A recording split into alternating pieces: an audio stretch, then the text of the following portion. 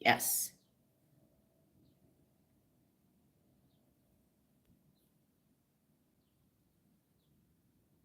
We'll see if y'all can see that. It's a little. Okay. Get my tablet to working.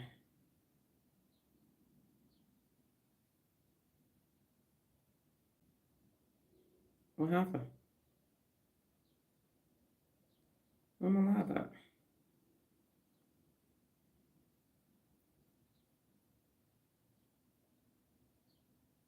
There we go.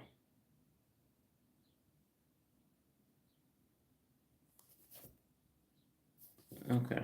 I'm not quite sure what's taking place. Give me a second. Let me close out of this and get back in it.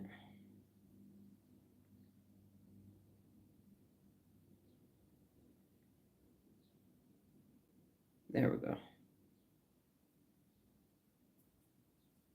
All right. I had to refresh my screen. Okay. So you will need note-taking materials for today. Let's go ahead and get into it. Do your 3 deep breaths. I neglected to write this down on my notes. You're going to be inhaling and exhaling 3 cleansing breaths just to let the brain know we are here. We are ready to use you, give you what you need so you can give me what I need. On your own, inhale and exhale 3 times.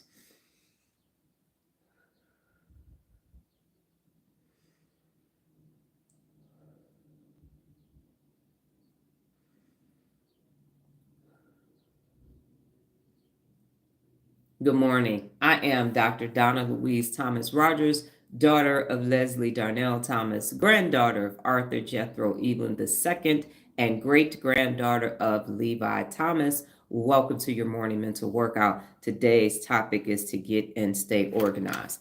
I am going to do my best to stay on track. Some wonderful person on TikTok says some crazy nonsense about officers being in the military, triggered my PTSD. I ended up doing a video. So I am attempting to calm all the way down. So let's see how this goes this morning.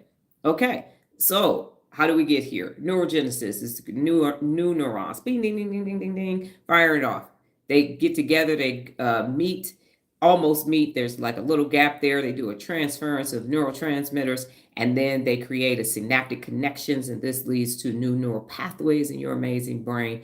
And after you do that, you get together with the 74 principles of real leadership, the theory of personal accountability, and you have a process known as neuromobility, which is your brain's ability to wire itself to the unlimited neural pathways so that you can become best.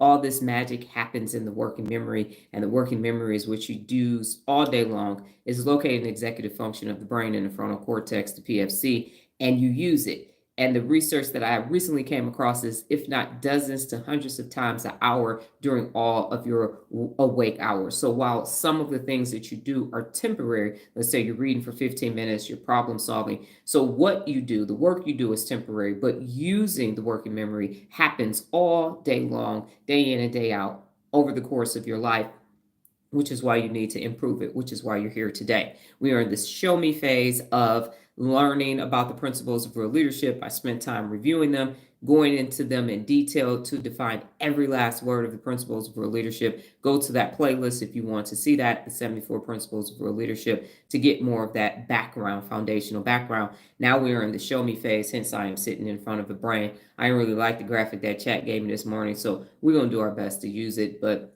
I wasn't really fond of it. It is what it is. Okay. So what we're talking about today is to get organized and stay organized. I'm an extremely organized person. My household has always been organized. I grew up in an environment, good morning, Lola, where it was not necessarily so organized. And so I didn't know it at the time, but when you have an organized life, your brain functions better.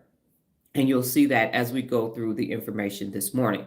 So there are 6 brain regions of the brain to get and stay organized. And again, my objective in this show me phase is to show you the connections of the 74 principles of real leadership to the areas, the regions of the brain that make the 74 principles of real leadership work. So here are the 6 brain regions that help you to get organized and stay organized. Number 1 on the list is the prefrontal cortex, and it is central for planning, decision making, prioritizing, And impulse control. Again, that inhibitory control located in the executive function helps you to not do things and say things that you are going to eventually regret later. That's why I'm keeping my mouth closed and I'm going to focus on what I need to focus on. So the most critical region for organization and managing stress, your prefrontal cortex, I'm going to say that again, is the most critical region of the brain for organization and managing stress. It's not the amygdala. It is the prefrontal cortex. Okay. So if you're trying to manage stress and get organized and you have a hijacked amygdala, the amygdala is going to win and you ain't going to get nothing organized and you can be stressed the hell out.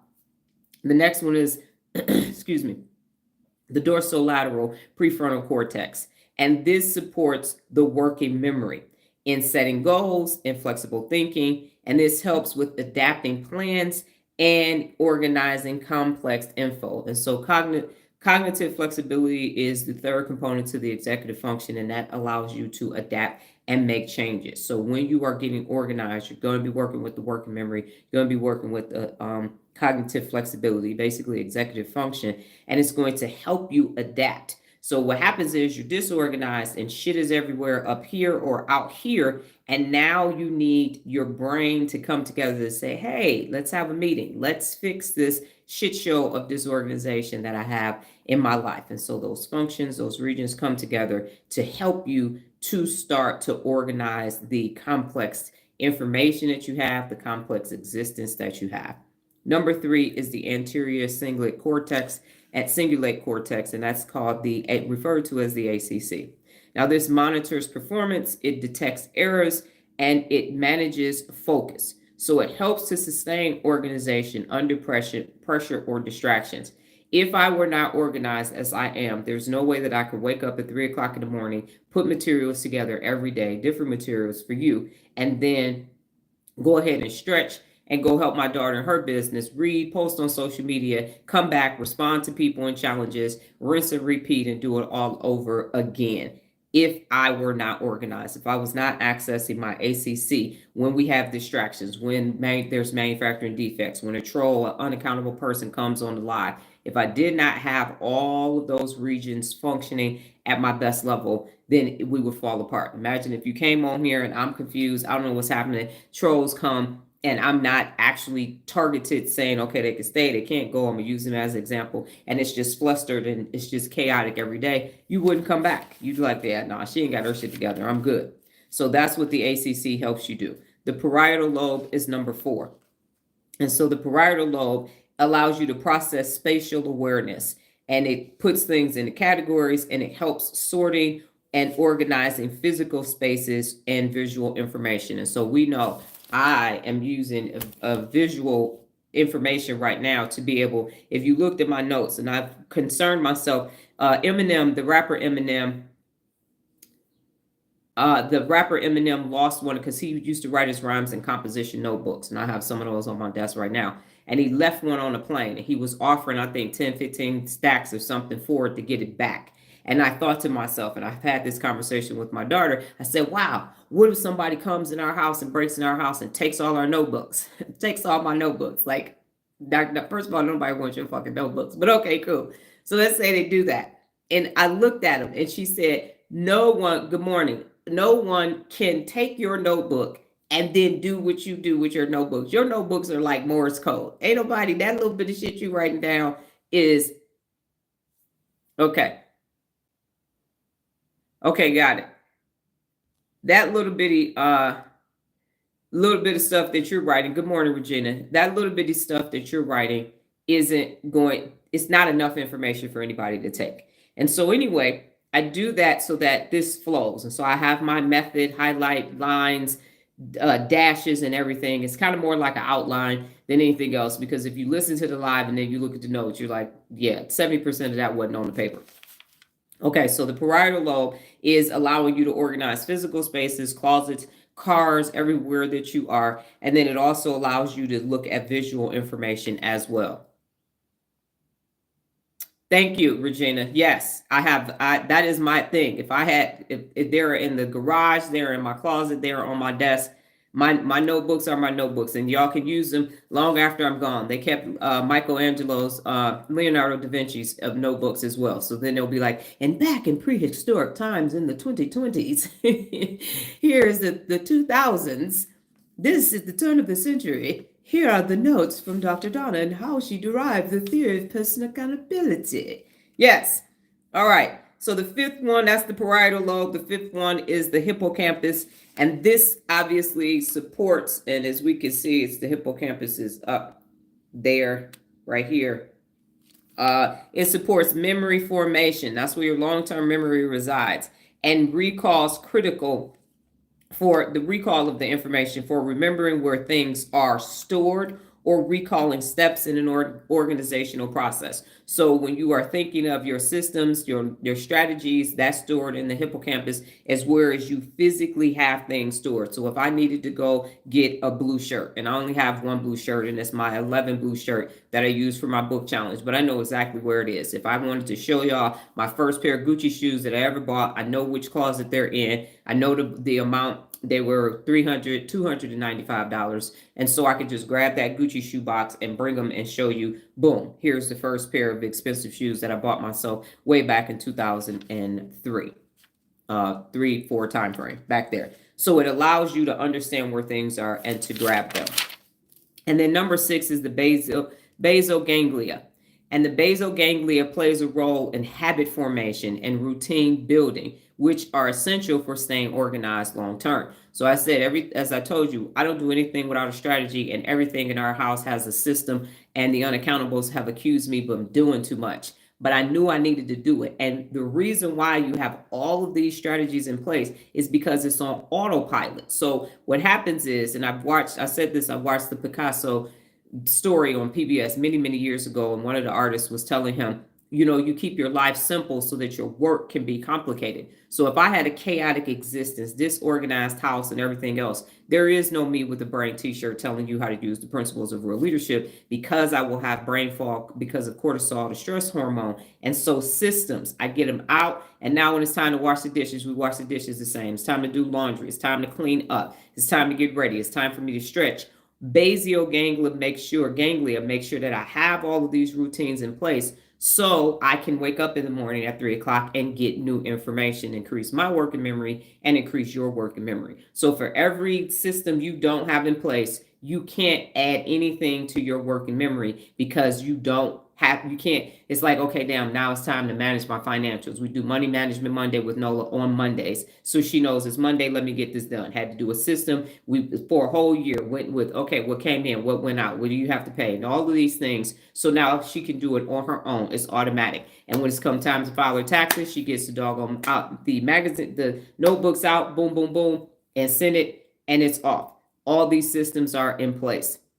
So it makes it easier for everything. So the basal ganglia is where all that habit formation and routine formation takes place. So in summary of the brain functions for organization, number 1, your prefrontal cortex is for setting goals and making plans. That's where the strategy happens. It's up here in the PFC, okay? Prefrontal cortex, that's where the magic happens, okay? So if you don't start your strategy up here, that shit's a dumbass plan, and it's gonna fail, and it's not gonna work. So if you're sitting over here in your doggone amygdala, and it should be on here. Why is it not on here? It's in the limbic system. So because we're not talking about it today. Okay, so it's sitting over there in the limbic system where you see the hippocampus over there. And so if you are in a hijacked amygdala state, it's gonna be a dumbass plan, and it's gonna right. Exactly, Lola. So, and I had to teach, thank you for bringing that up, Lola. So, what Nola had to learn how to do was create a clean workspace. And so, I learned Lean Six Sigma and Kaizen while I was in my corporate job, because I managed the distribution centers and warehouses. And so, a place for everything and everything in its place. And so, we had to get drop cloths. And when we get in the room, we say, where's front? Where are you going to put your hardware? When are we going to pick the drop cloths up? The workspace changes. Yesterday was a great example of that. And if your workspace is a mess, take out the hardware, sort the different hardware, put it in order. Sometimes it comes in multiple bags. So I will sort the hardware, put bag 1 in front of bag 1's hardware, bag 2's hardware, like that. throw it away, clean as you go, thank you to the military, and working in fast food. So the workspace stays. And then when we're done, that space looks like, damn, it was here the entire time. So if you have a disorganized workspace, your work is going to be messy because it's messy. You're going to be tripping over shit, missing something. Something might get put in the wrong spot because you got bag 3 when you need bag 2. So definitely take that time. If you did not want to do it, take the time up front to set up the workspace. Most independent contractors don't. They just like, I figured this shit out. And then, oh, damn it, I put the wrong. It just get organized at the beginning, and it makes for a smoother work day. And then once you get flustered, now your amygdala is sending stress hormones like, oh my God, now cortisol clogs your frontal lobe, and now you can't make decisions, and now you want to blame IKEA. Now, IKEA is hard to put together. Not now for us, because shit is simple compared to what we normally do. But if you don't know what you're doing, you could get twisted around. So that's number one, is that so from a summary perspective, brain functions, the PFC, setting goals, making plans. That's where it happens. Number 2 is the dorsolateral or prefrontal cortex. And that's where you break the task into steps. So now you have the strategy, and now you break it down. So we got to set up the workspace. Now, which piece of furniture we're going to put together first, and then you go from there, priorities of work. And then if you go step by step, you're going to be able to get it done. When we go to people's houses and organization starts, we ask them, once they show us the mess, we then say, what is your idea? What do you want to be able to do? No Marie Kondo shit, no clear containers. You have to live in your house. What do you need access to the most?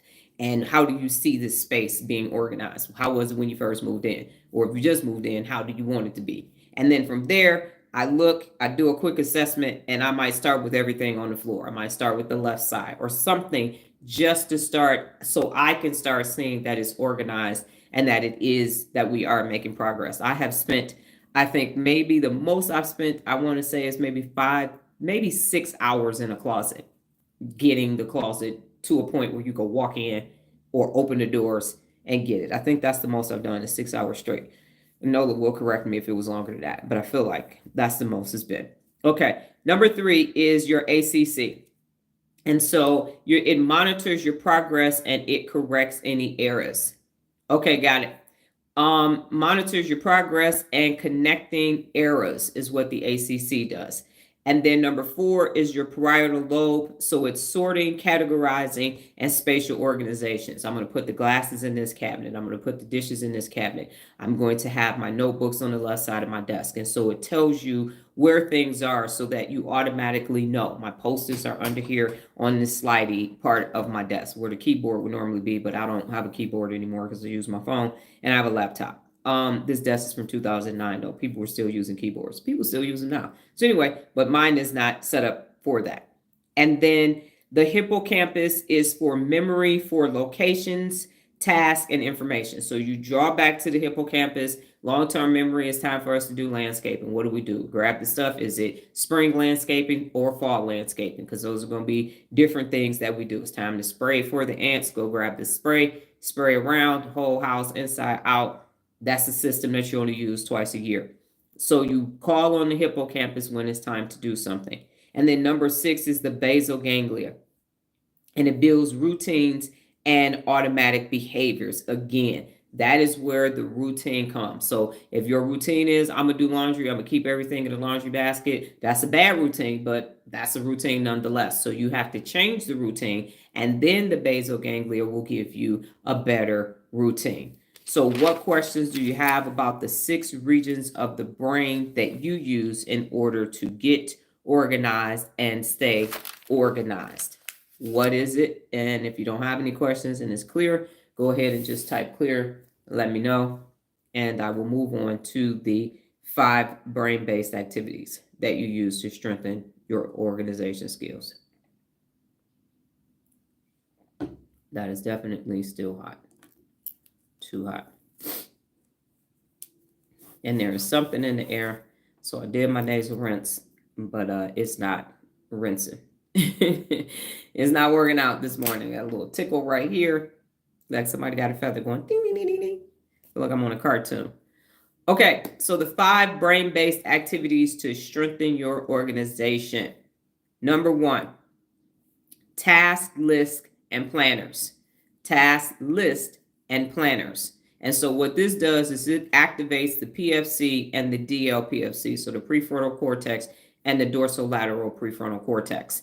And remember, that's the frontal lobe, and that's where the strategy, the planning, the strategicness happens. So when you have a task list and you have a planner, you used to have those Stephen Covey planners. Now you can do everything online. You can do keep notes and all kind of stuff if you have an iPhone, but that's the equivalent to having one of those physical old school planners.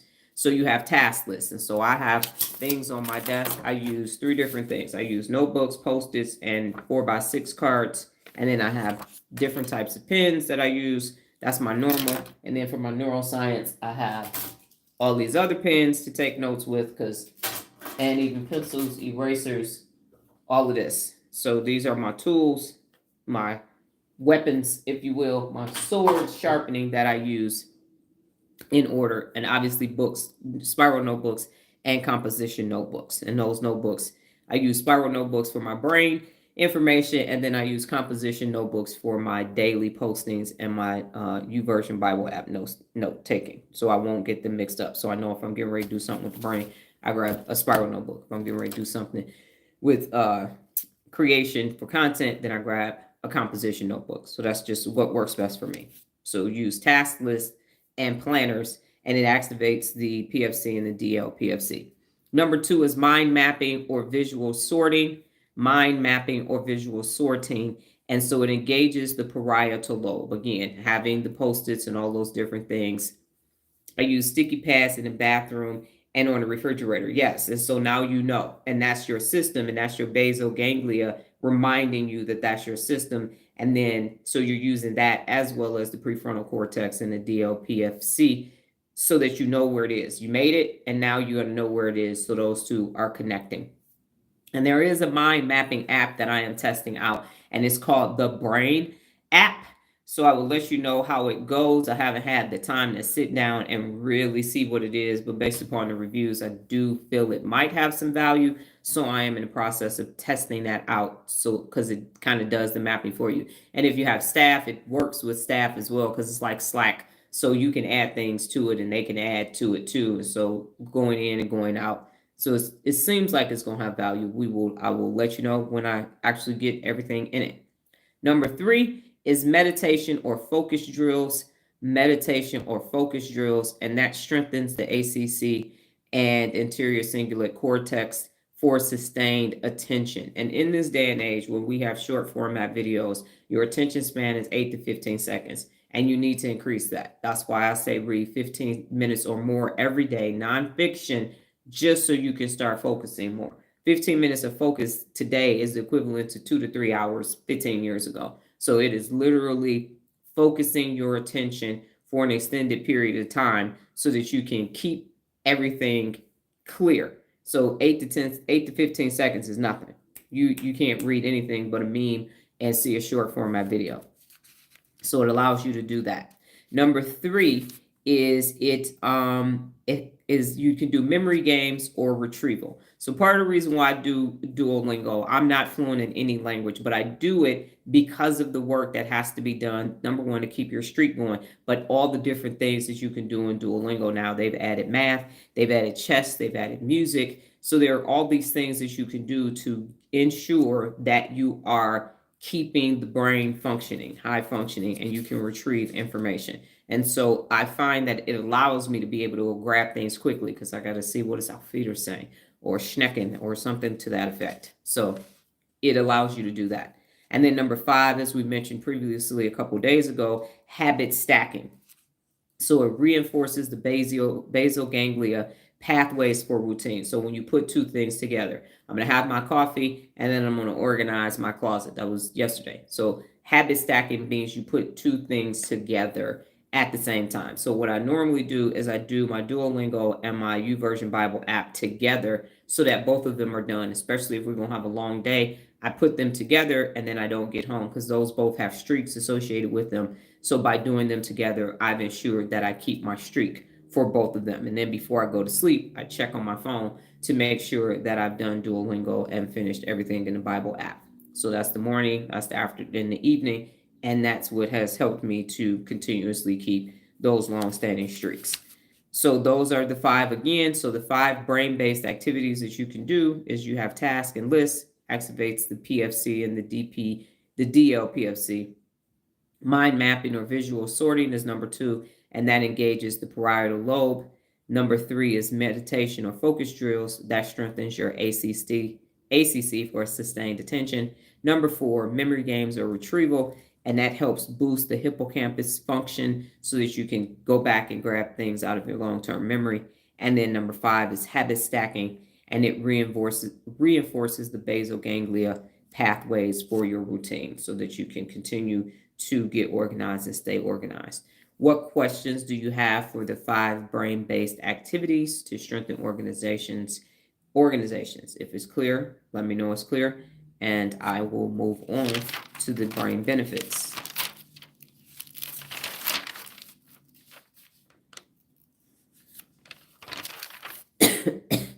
Doggone error.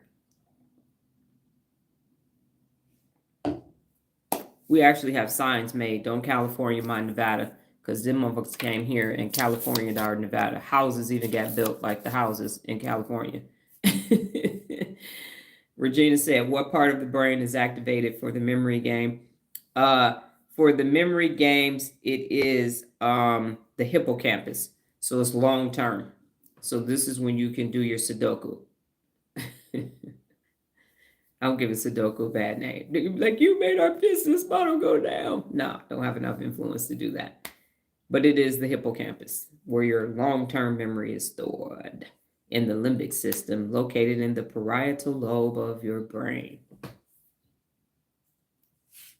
Okay. Now, there are 8 brain benefits to being organized. But wait, there's more. 8 brain benefits of being organized. I did not know that there were 8 brain benefits. I knew some benefits, but I definitely didn't know that there were 8. So what are those 8 brain benefits, Dr. Donna? Kevin, I'm glad you asked. Number 1, this is awesome. Enhanced executive function. What? You mean to tell me if I get organized, I'm going to enhance my executive function?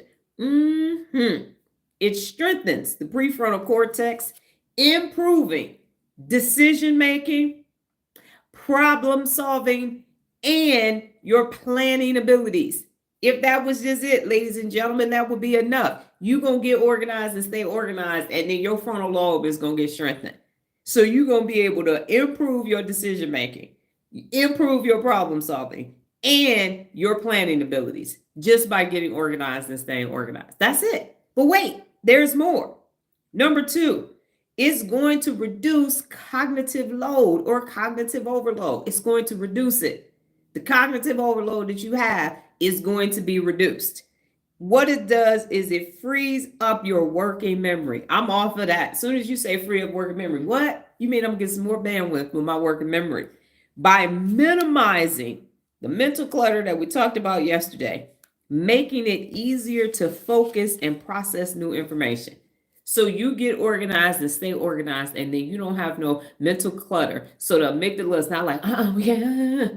And now you're going to be able to increase what you do with your working memory on a daily basis. That's winner chicken dinner for sure. Now, number 3, improved focus and attention. Improve your focus and your attention. Why?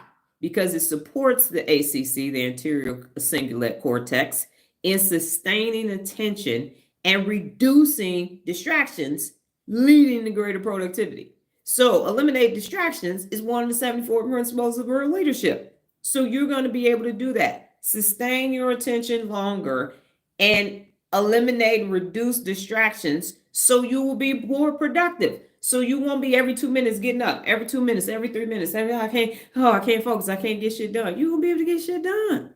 You're going to be able to get it done. Start a task and finish what you start. It's one of the 74 principles of real leadership. That's what you're going to be able to do. Number 4, better memory recall.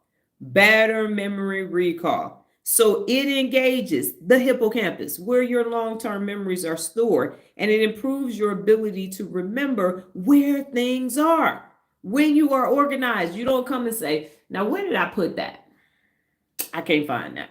Where in the world did I put that? You're going to be able to recall the steps and access stored information efficiently. You're going to be able to do it. Oh, I know. Let me go grab that. I know where all my pictures are. They're in this closet over here. Photo albums are in one side. And my certificates are in the bottom drawer on the left side. Those plastic drawer containers. That's why I can pull stuff up. That day I showed y'all all my stuff. That's in the stand in the living room. Just in a drawer. Boom. There it all is. So it's easier for me to recall where things are. And then I have photo albums from elementary school, middle school, high school, and college. And I just grab them out the drawer. And then I have like photos. Back in the day, we used to get the pictures printed out. Those are in the bags of which the trips were. I could go grab my Freaknik photos right now if I wanted to. Okay. Now, number 5, lower stress and anxiety. So you are going to lower your stress and your anxiety. So that means no cortisol. That means the amygdala is in check. It's calm, it's cool, collected, taking a nap somewhere. Lower stress and anxiety. So it reduces the activity in the amygdala, which is the stress center, by creating predictability and structure, leading to mental calm. So we know that the brain doesn't like change. But if you have a strategy and you tell the brain, hey, brain, we're getting ready to get organized, and this is how we're going to do it. Now, guess what happens? The basal ganglia says, hey, we got this. We just doing our routine. Calm down, amygdala. We just washing dishes. We're just doing the same thing that we always do. We did laundry. We folded everything up. We put it back. We're about to have a meeting. So we got all our notes together. We have our agenda. Everything remains calm. So as long as you have a strategy, guess who don't show up? A hijacked amygdala, a stressed amygdala. Because the amygdala is like, oh, you already know how to do that? All right, I'm going back to sleep. Let me know when you see a saber-toothed tiger. That's how that goes. And number 6 is increase mental flexibility. Be flexible. It's one of the 74 principles of real leadership. So you're going to increase your mental flexibility. So that means you're going to be able to be flexible. So it strengthens neural pathways in the dorsolateral prefrontal cortex for adapting to change, adjusting plans, and thinking flexibly. That's what it does. So it allows you to be more flexible because you already know what the strategy is. So when Nola and I are at appointments and we already know what the strategy is and we open the box, there's a fucking manufacturing defect, which they are showing up like dog on every 5 seconds now. Because we already know, we already looked at the photos, we already know where everything is. Now we're just handling this one little thing. We're flexible. Make an adjustment. The bed was going on this wall, but now it looks better because this window was in the way and the sun comes in. You can now be flexible. Now, no, it needs to go right here. It's got to stay right here. And that's how Nola used to be at appointments. I'm like, that's not going to work. You need to be flexible. You need to be flexible. But when you are organized, when your workspace is clear, you can say, oh, let's move the boxes on this wall. And there you have it. So it increases your mental flexibility. That's number 6. And then number 7 is it supports habit formation in the basal ganglia. Okay? So it activates it. Says, doo-doo, what's up? Basal ganglia is like, oh, it's a habit? Okay, come on in. Got it. So it develops the routines that reduce mental overtime, mental overexhaustion, making organization automatic. When you create the get organized and stay organized neural pathway, when it's time to get organized, the basal ganglia is going to say, oh, you need me? You can reform a new habit? Okay, cool. What are we doing? Got it. So every time you stand over here, you want to do this. Okay, cool. Thank you. All right, bet. Let me know when you need me again. And then number 7 is it boosts dopamine and motivation. And we know that that's empowerment, but that's what it does. Is it boosts dopamine and empowerment. Empower others is one of the 74 principles of real leadership. And in order to empower others, you have to empower yourself first. So by completing organizational tasks, it triggers your dopamine release, reinforcing positive behaviors and empowerment. So once you said, I'm getting organized, you had a meeting with the prefrontal cortex, and then you and the basal ganglia said, all right, what are we getting ready to do? And now everybody is all happy. And the hippocampus said, do we know how to do this? Do we have any familiarization with it? Okay, bet. Now you got the task, you reorganize everything, and dopamine says, hey, how you doing? How you doing? Right, that you are flexible. Yes, and you are using your executive function, Lola, to do that, which is the cognitive flexibility, which means you have the ability to change things because that's what's going to lead to a better outcome. So then you get this dopamine boost. Again, connecting everything that you do, once you complete it, the dopamine says, thank you, here's some dopamine. And so that transfers, that synaptic right there with the little dendrite trees go, boom, thank you, neurotransmitter, nice little hormone boost, like woo. And now you have to use, like, every time you do it, just like, man, that feels so much better now. That's dopamine. Man, I got that organized. I feel so much better. Man, I finished my to-do list today. Dang, I feel so much better. That's what you say, but it was the release of the dopamine for rewarding you for doing the right thing. And it feels, natural dopamine feels so much better than manufactured dopamine. So in summary, here are the brain gains from organization. Okay. Number one, you're going to have sharper thinking. Valerian steel, you know what I'm saying? Katana, samurai sword. That's how sharp it's going to be. Number two, faster recall. Why are you going to have faster recall? Because you don't have brain fog. Because the working memory can work. The working memory can access things from the hippocampus. And because your working memory is problem solving, decision making, everything else, because you're organized, you're going to have faster recall. Number three, improved mood. How's that happening? It's happening. Okay, Regina, it's happening because your amygdala is not hijacked and you got dopamine boost from doing it. That's why you have an improved mood. Number four, you're going to have greater stress resilience because you are keeping the amygdala calm, because you are having strategies for everything that you do. So the amygdala remains calm when it knows that you are going to take care of things. And it doesn't have to go, hold up, wait a minute, what happened? So you're going to have greater stress resilience. And then number five is long-term brain efficiency. And I cannot stress this enough, long-term brain efficiency. I'm extremely efficient. If you tried to come in my head, my brain, you'd run. I think you might last 3 minutes. You might. How they used to have, remember they used to be like, who can last with these, the carnivals used to come and have this big, strong person, and now you're trying to wrestle with them. If you stay in a ring long enough, you can win a prize. So yeah, you might make it 3 minutes before you say, yeah, I'm out. I'm going back to my head. This right there, that's too much. It's like flight of the bumblebee upside of there. But I am extremely efficient with the things that I can do because my working memory is working way more than 9 to 5. So what questions do you have, or if it is clear about the 8 brain benefits and the actual summation of that? So the 8 brain benefits are, and if you have a question, you need me to repeat one, I shall. Just type it in the comments. Number 1 is enhanced executive function. Number 2 is reduced cognitive load or overload. Number 3 is improved focus and attention. Number 4 is better memory recall. Number 5 is lower stress and anxiety. Number 6 is increased mental flexibility. Number 7 is it supports habit formation. And number 8 is it boosts dopamine and empowerment. And then the summary, once again, is that these are the gains that the brain has from organization. Number 1, sharper thinking. Number 2, faster recall. Number 3, improved mood. Number 4, greater stress resilience. And number 5, long-term brain efficiency. And then I have the 7 brain exercises for you to do, but I'm going to say this before I forget. When you find yourself needing a mood boost, because improved mood, what happens is because your amygdala is hijacked, the choices that you make will be from an emotional state. So I'm having a bad day, fuck it, I'm gonna drink. I'm having a bad day, I'm gonna go smoke something. I'm having a bad day, I need to treat myself. And so because of that, you are rewarding the amygdala's choice.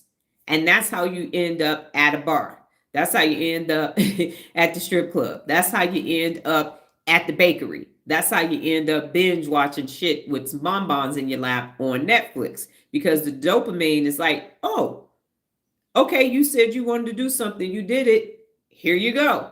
And now you keep thinking, I had a bad day. So now I need to go and get 6 red velvet cupcakes from Smith's and eat them all tonight.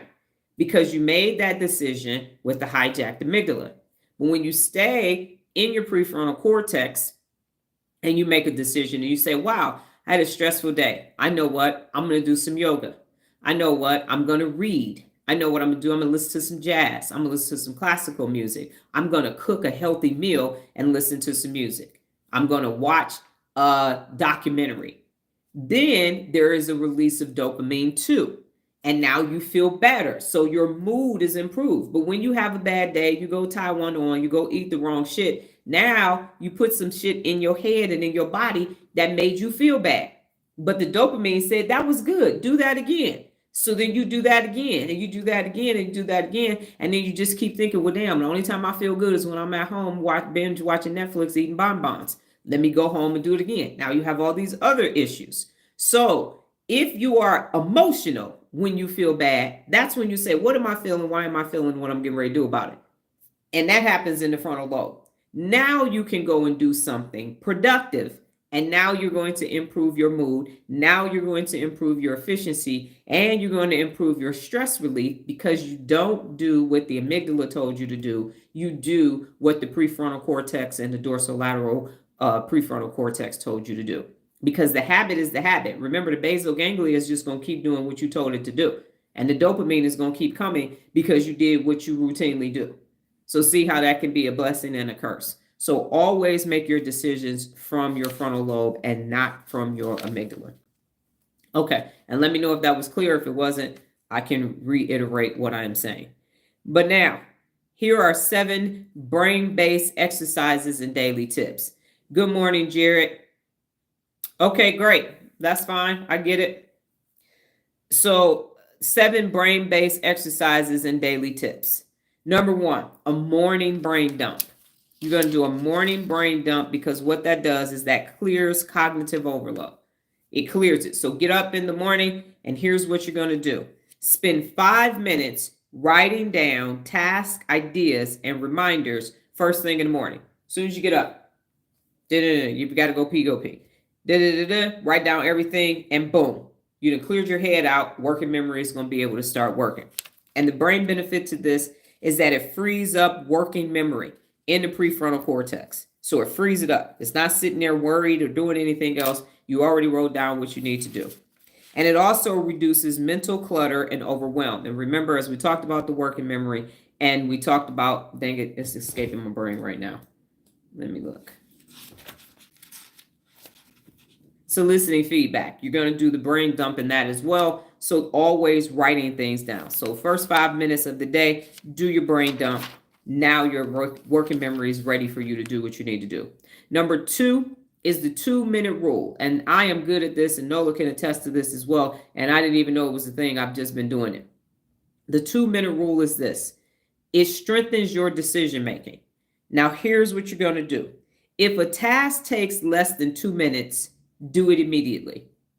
If a task takes less than 2 minutes, you'll brush your teeth, you'll take the dishes out the dishwasher, you'll put the dishes in the dishwasher, or not wash the dishes. You can't wash the dishes in 2 minutes. Fix a snack, cut a piece of fruit. If it takes 2 minutes or less, go ahead and do it immediately, because now that's not lingering in your head either, and it's out of the way.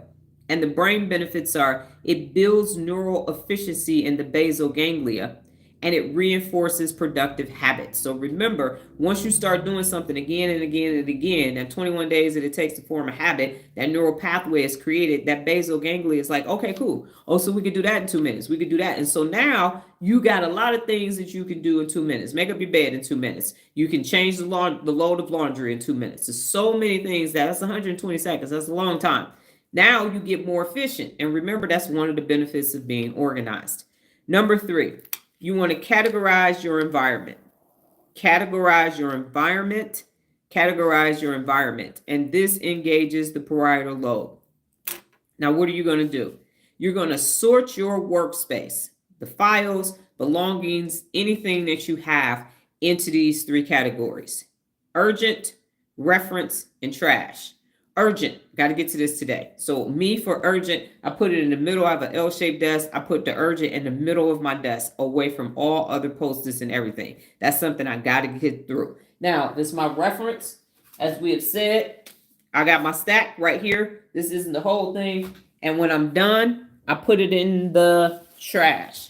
And so here's my trash. And what happens is, because I was in the military, I tear stuff up. So sometimes that's a good thing, sometimes it's a bad thing. But those are my systems. So urgent, reference, and trash.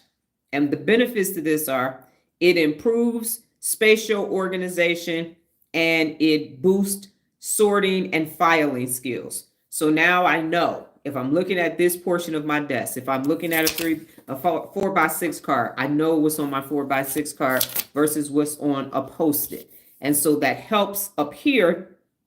And now it improves my sorting. So when I'm going through my cards, my 4x6 cards, I know most of that has definitions on it. I'm going to rip it up. I've already made a PA, and the real leader brain for it goes in the trash. If it's a Post-it now, and then I also have these 3x5 cards right here are for all the books that people recommend to me, and that's why it's a paperclip on it as well. So Post-its means it's going to go to the trash quickly. 3x5 cards and 4x6 cards means that I'm going to have it longer. That's my reference, and it will go to the trash. And then obviously urgent, done, trash, and notebooks are kept forever. Okay. And now number 4, goal setting with visual cues. Goal setting with visual cues, and this activates the prefrontal cortex. So what do? You use visual tools like calendars, checklists, or sticky notes to set and track your goals. So you can even use whiteboards, because I have a whiteboard with my long-term goals on it that I can see that I'm looking at right now. And the brain benefits are that it enhances planning and prioritization, and it keeps you attention focused. So if you have it on a calendar, I do have a calendar and sheets that I track for everybody that's in challenges. I'm looking to do Google Sheets, but somehow for me, I need to see it and hold it in my hand. So I haven't transitioned all the way over to that electronically, but it helps with your planning and your prioritization. Number 5 is mindful focus drills. Mindful focus drills, and it strengthens your attention circuits. Strengthens your attention circuits. And so I have been doing this thing, and I didn't even know I had a name for it, but I have been doing this all along. So what you do is you set a timer for 10 to 15 minutes of focused work, followed by a short break. Now, I was calling it productive procrastination, but there actually is a professional term, and it's called the Pomodoro technique. Pomodoro, Pomodoro technique. And it really is 10 to 15 minutes, 20 to 25 minutes, and then you take a 5-minute break. And what that does is that activates the brain's ACC, and it improves sustained attention and error monitoring. So you're automatically going to do that. So if you find yourself not being able to focus long term, you can do the Pomodoro technique, and I call it productive procrastination. You do something anywhere from 10 to 25 minutes, take a 5 to 10-minute break, and go back to it. And so it will help you sustain your attention long term. Number 6 is memory retrieval practice. Memory retrieval practice. And again, anytime you're talking about long-term memory, you're enacting the hippocampus. And so what do? At the end of the day, you mentally review items and where they were placed and what tasks were completed. So did I put all my shoes back in the box? I've been putting my shoes back in the box since the late 80s. Did I put all my shoes back in the box? Is the kitchen clean? Is everything else where it needs to be? Yes. Okay, cool. Now I've done what I needed to do for the day. If you go back to the center section of the urgent on my desk, did I do all my urgent tasks that were sitting in the middle of my desk? And the brain benefits are that it improves memories for details, and it strengthens your recall pathways, so you can access your long-term memory quicker because you're doing it every day. And remember, the purpose of the 74 principles of real leadership and neuromobility and all of this is for you to create those neural pathways and then strengthen those neural pathways. The concept is use it or lose it. So your objective is to become so personally accountable that you lose all access to the unaccountable neural pathways. Number 1 being negativity bias, because that motherfucker is taking everybody out. So that's the first one that got to go. And when you have all these other things that you're doing and you stop using negativity bias and all of the biases and the isms associated with it, those neural pathways die off. They're pruned and you can't have access to them anymore because you're not using them. So the hippocampus dumps those memories. We don't do that negative shit no more. It's replaced with think positive, which is one of the 74 principles of real leadership. And now you have this personally accountable existence because you created all of these new neural pathways, which are 86 billion neurons. All right. And then number 7 is celebrate your small wins. And celebrate your wins means that you are going to get this dopamine boost, this positive performance focused dopamine boost. So what do?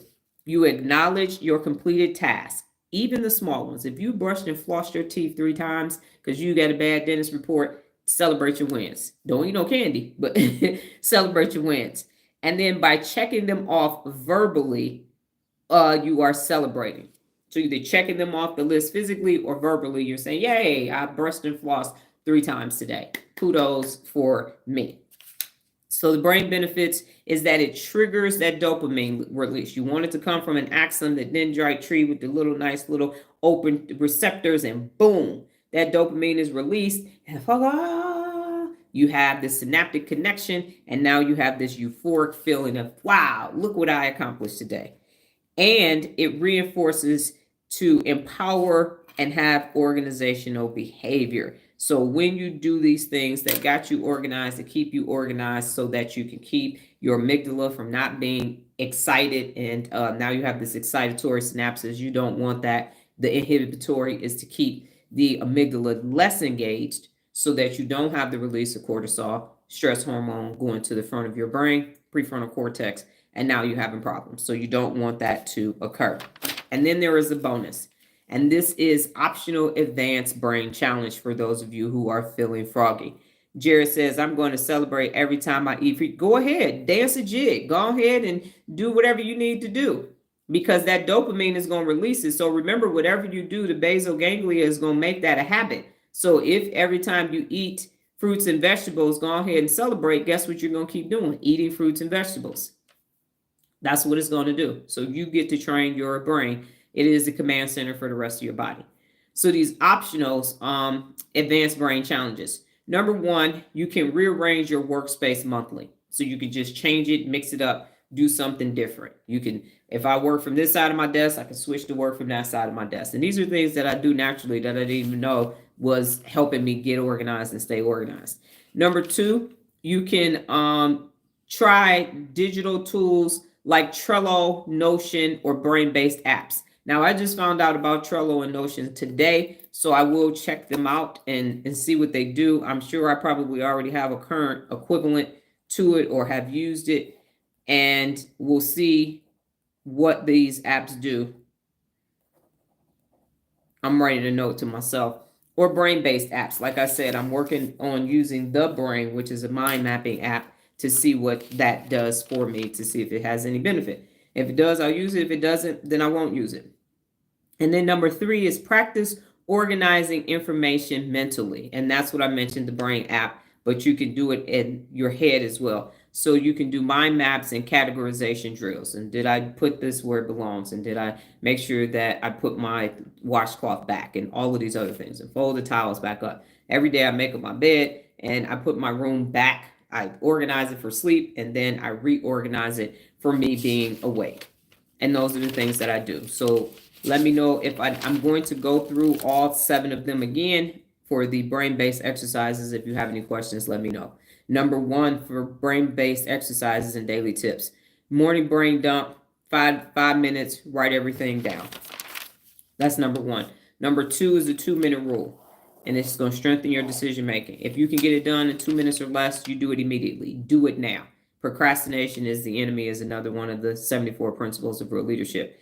Number 3, you want to categorize your environment. So you want to put things urgent, reference, or trash. When you're looking at your workspace, especially for you, Jared, as you were cleaning off your desk, now you have another method to ensure that everything stays organized the entire time.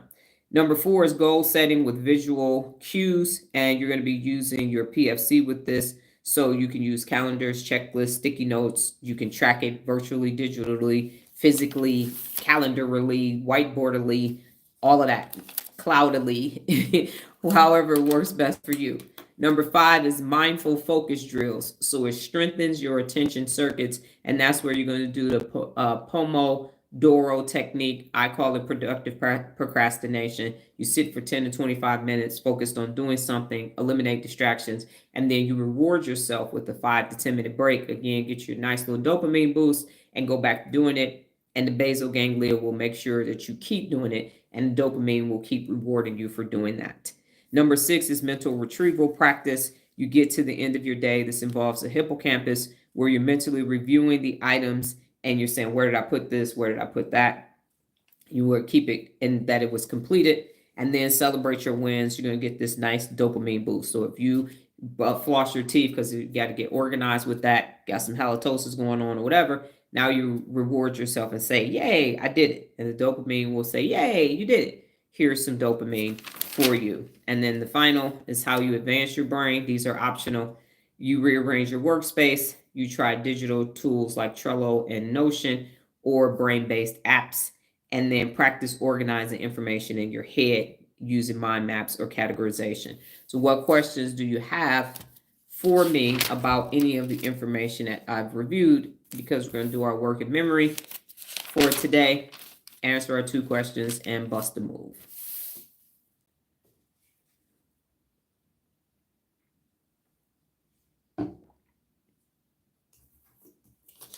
And if no questions, just say no questions, and we're good to go.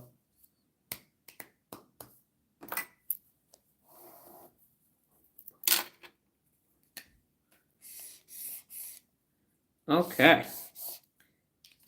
So, everybody ready for your working memory? Go ahead and give yourself a hand clap. Yay! Working memory today. So, what happens with our working memory daily activity? The explanation is this. I'm going to give you 4 numbers. I'm going to give you 4 numbers, and you're going to take each individual number and add the number 3. Jared said, can you just memorize things such as the presidents of the United States, capitals, the states, to improve your working memory? Let me think about that.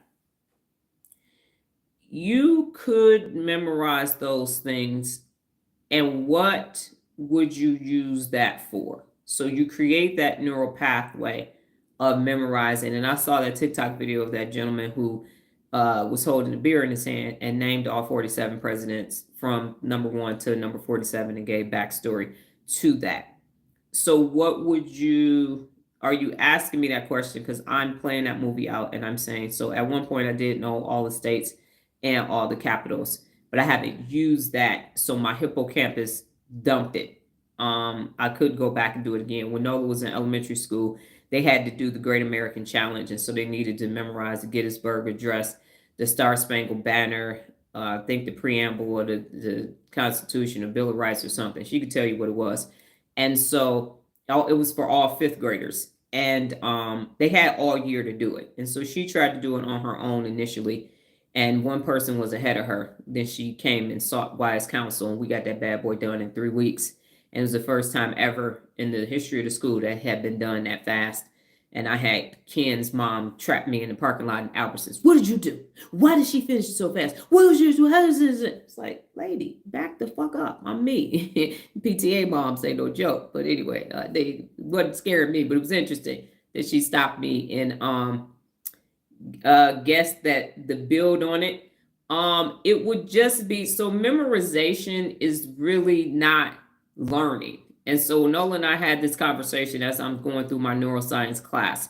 So to memorize something isn't the same to have it in your working memory and your hippocampus. And so I'll give you that example. So I used to know I memorized all of the Army regulations, AR 2550, FM 100-1, and the other ones, because they have a regulation and a field manual for every fucking thing you do in the military. And so while I was in the military, I could recite them. Your uniform can't have your peg leg appearance to have it wrapped around so tight as to create a pegged appearance. Your hat needs to be your PC personal cap, it needs to be 2 fingers from the bridge of your nose.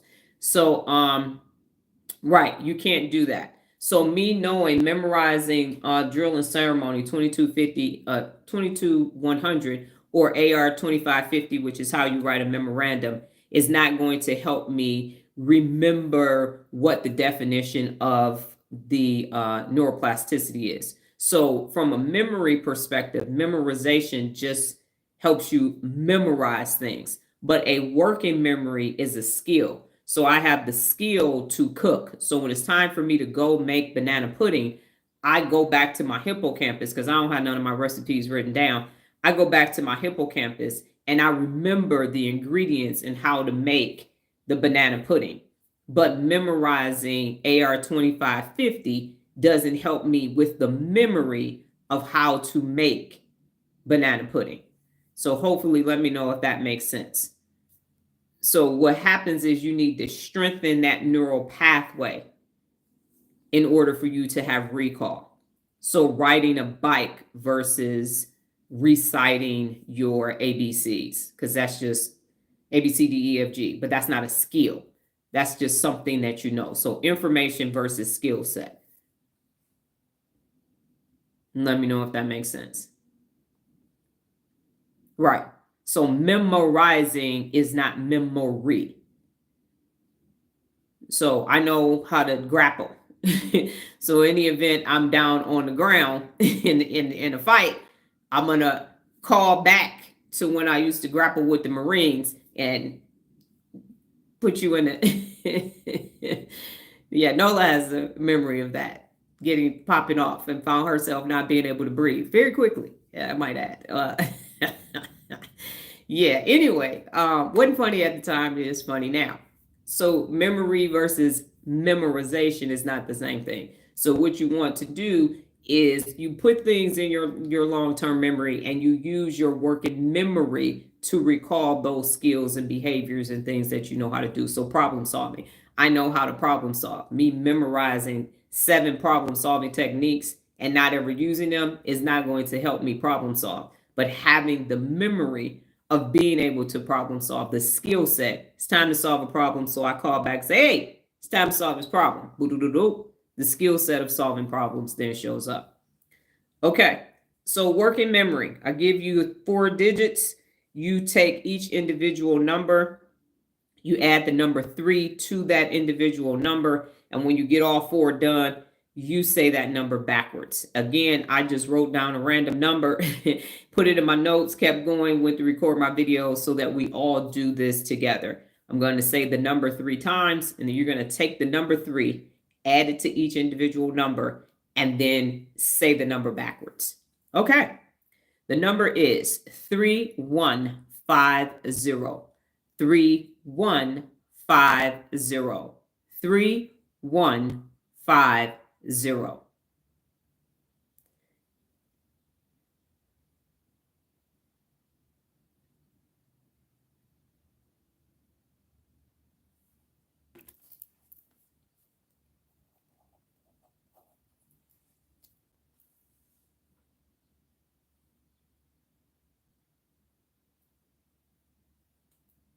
Great job, Lola. Great job, Jared. Great job, Nola.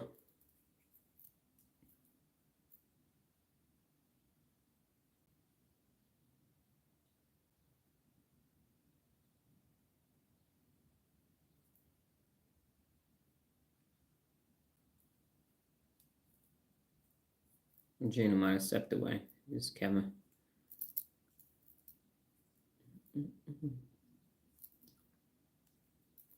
And it is challenging because I can get the number first, and then I have to remember what it's the backwards part.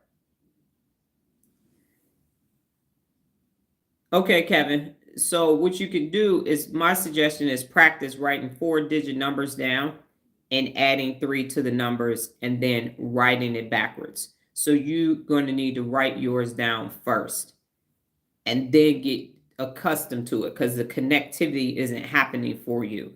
So in order to start to be able to do this, just take 4 random numbers, 0 through 6, add the 3, write it underneath it, and then look at it backwards. Yes, because it is a lot. And remember, the reason why you're doing this is because the working memory can only hold 4 to 7 things at the same time.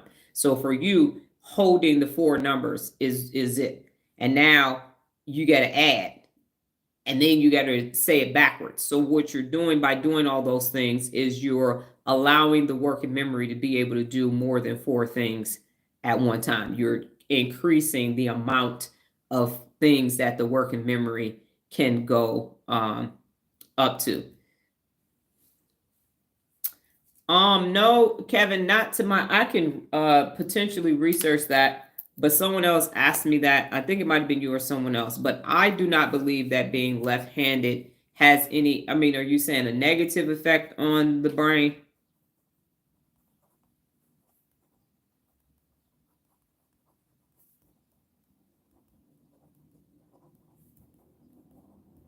I mean, there are so many factors. Having mental illness, trauma, kind of all that will help you. And as I mentioned before, they used to beat people who were left-handed for some reason because they wanted people to be right-handed.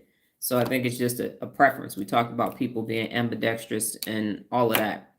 I don't know that it does. I can find out, but I currently, my current answer, and it's the best guess scenario, is that it doesn't impact the brain. What actually impacts the brain is the negative things that you do to the brain to make it not function properly. So I would say the biggest, and the question while I'm answering, Jared, go ahead and answer the question, what you learned today and what you learned about yourself.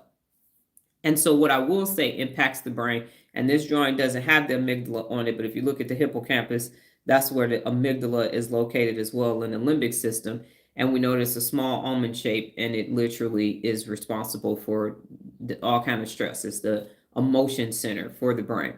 I believe that focusing on keeping your amygdala in check, and not even I believe, it's scientifically proven, research backed, is that when you can keep your amygdala calm, the rest of your brain will function as it was designed because you will not be creating cortisol, which is brain fog. So I'm more saying that left hand, right hand isn't the root cause of being fucked up or not. Okay. It's literally the little bitty amygdala, almond shaped amygdala, that's causing all kind of problems. If you think about bringing a newborn baby home, little bitty tiny 6 to 10 pound thing is fucking with everybody. Sleep, ain't nobody sleep. The pets are like, God, change the diaper. So if you just think about your amygdala as a newborn infant, every 2 hours, here comes something else. I'm hungry. Feed me, talk to me, touch me. That's what's happening. So you want to keep the amygdala calm at all costs. And that allows you to do everything else that you need to do in your brain, because it's the writing and the motor skills are back here. So that's not really changing. How you write isn't going to do as much damage, good or bad, is having a hijacked amygdala. That's what's going to stop everything. That's the number one brain inhibitor of everything, because it is the emotions, and you don't have any inhibitory control. So you're just going to say something, do something, and act, and then think later, and then go, ooh, shit. So it's more so focusing on how everything that I'm telling you to do keeps the amygdala in check, allows the amygdala to just amygdala, and then you can use all the other regions of your brain to get everything accomplished. So what did you learn today, and what did you learn about yourself?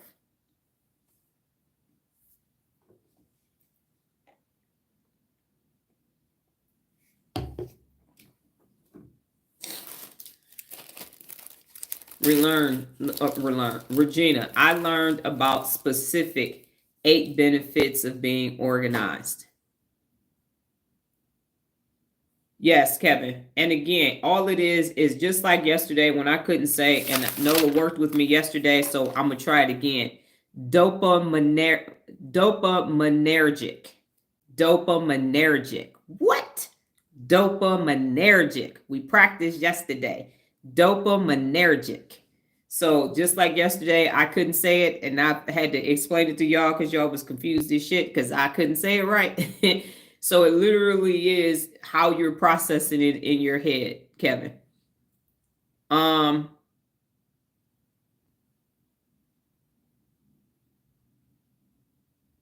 Yes. And then Jared, you said I need to celebrate my wins to release dopamine to continue to crave winning. Yes. So you can get the right dopamine because it's attached. All your bad habits are attached to your dopamine release. All of them. That's the sin tax versus the win tax. Kevin said, learned prefrontal cortex is where the magic happens. Yeah, and I got that from Cribs. Remember, they used to like go to bed when this is where the magic happens. So you'd be like, this is where the magic happens, baby. Get your brain t-shirt. See it right here? Okay, my PFC, baby. Magic for you, okay? All these magic shows that we have on the strip in Las Vegas. This is the David Copperfield of all of everything else. Nola said, I learned that meditation can help with organization. Yes. And here's what I learned too, that I was already doing Pomodoro technique. I just called it productive procrastination. But additionally, what I am learning is the parts of the regions of the brain that are completely connected that I've been using unbeknownst to myself to make shit happen. So nobody can now tell me, you sit here that day. No. I am using my command center as it was designed to be used. And we keep seeing that every day, that these main regions are how you get to where you need to and where you need to stay. Regina said, there was a time in my life when I wasn't organized, and now that I am organized, I have a real appreciation for the positive impact this has had on my life. I'm more focused and less stressed. Yes. And the other thing that happens is, and Virginia, you probably can attest to this, is that when you are around toxic, chaotic people, your life is disorganized. If you live with some hijacked amygdala mofos, you are not going to be able to be organized because the stress hormone cortisol is permeating through the air like it's air freshener. And now you just, and so if you are in a constant hijacked amygdala state, the last thing you think about is, yeah, so I'm going to go ahead and put this stuff on my desk. I got it, reference, urgent, trash. Yep, I'm going to go ahead and do my brain dump every morning for 5 minutes. And at the end of the night, I'm going to make sure my checklist was done. You ain't got a checklist. You ain't got nothing. You are definitely sitting on the couch eating bonbons, trying to get some manufactured dopamine. And you're going to keep getting rewarded. And that's why you could tell when people are in stressful relationships, because they fluffify and they don't even know why. They're like, I don't even want to be this size. When I was in Korea, I gained 30 pounds. I went from 117 to 147 in like 6 weeks. My neck is swole. I look like a Roblox in that doggone uniform. I'm like, woo, I went from a 2 to a 10 in lightning speed. Like, what the hell? I was like eating the same as Sergeant Patterson. He was 6'2", 200 pounds. We was eating the same amount of food every day. Just was like, I hate it. Just shoveling it in. Every day I went to the doggone Baskin and Robbins on Post, and I got a 3-scoop brownie hot fudge sundae every day. Midday, afternoon. Yep, we're going to get our egg. Let's go. Shoveling.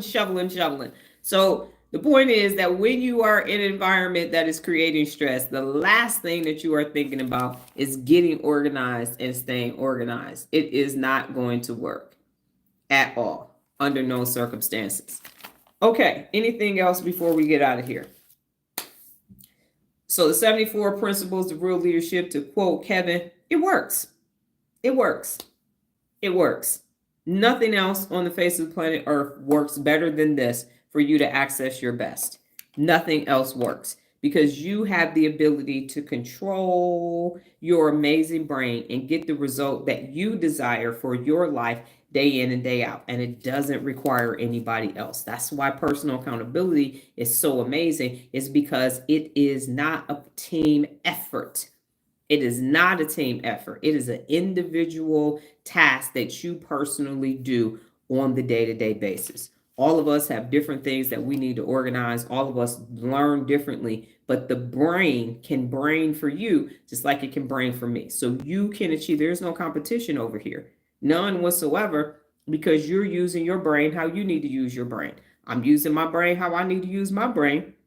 And our objective is the same, best. That's it.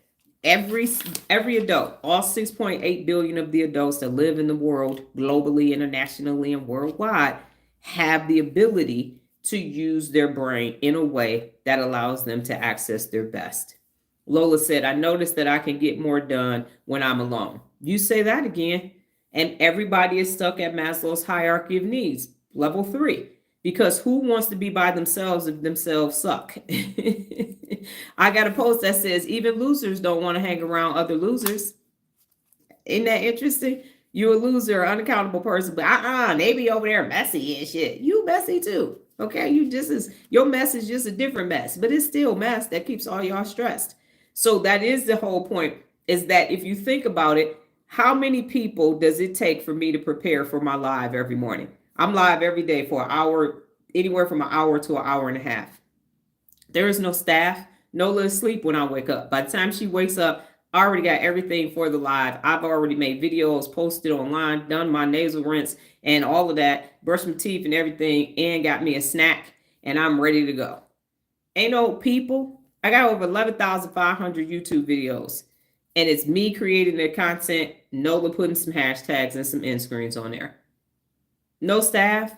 I post. Now I'm posting like, instead of 85 to 100, I'm about 55 to 65, 70 posts a day on social media from my phone. Why? Because I have the mental faculties. And when I did have interns and people working for me, it took longer because their technical ineptness of what I wanted took longer. So I was like, fuck it, I could do it faster myself. And you can. When you have a working memory, when you are using those 86 billion neurons to create these synaptic connections and these neural pathways, your brain is more efficient. My brain is more efficient. I will look through the manual, get to the page, and it's like, hold up. I need to catch up. Where I'm not at that point yet. Because my brain is operating on all cylinders. It is operating with as many neurons as possible. And you can too. And you will be more productive. But unaccountable people have limited working memories, and that's why it takes more. That's why I need individual people. I need you to be my content creator. I need you to post it. I need you to write it. I need you to respond. I need you to work on my programs, my paid programs, and all of that. Because on their own, and then they want to couch it as, I hire people to do all that stuff. No, if you have a physical business, and Kevin has businesses and he's creating economic development, that's different.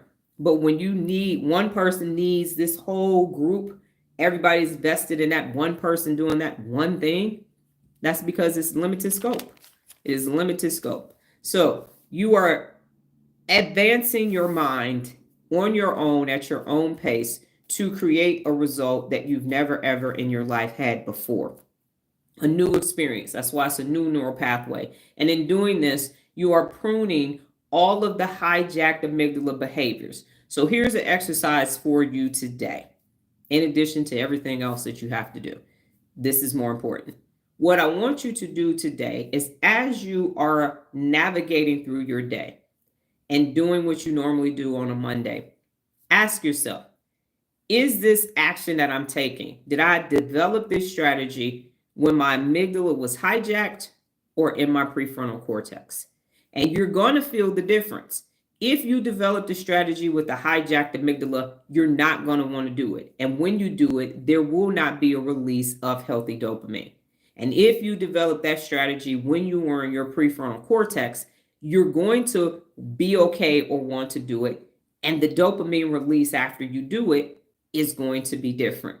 And that's how you can start to prune out the things that don't keep you organized, the behaviors that don't bode well for you. You can get them out because you'll be feeling it as soon as you have to do it. If you have an insignificant other, you got, or that employee or that family member or that supervisor, that you got to be like, I made this decision when I had a hijacked amygdala.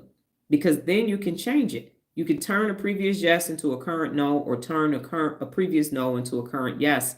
But you have to start wiring that. And the working memory is how you do it. Where was I at when I made this decision? Was I in my prefrontal cortex, or was I in my amygdala? Where was I at neurologically?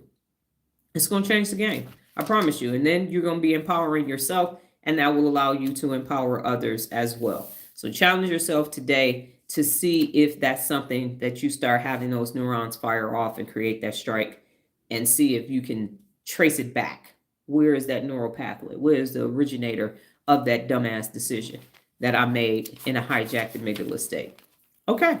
So thank you for your time today. Thank you for investing neurologically in yourself and deciding that your brain matters, because it actually does. Deciding that you are the CEO of Me Incorporated and your brain is the command center of all of that. Your executive function is the CEO of your brain that's running the command center. So kudos to you for doing that, because you're going to be large and in charge of your life immediately.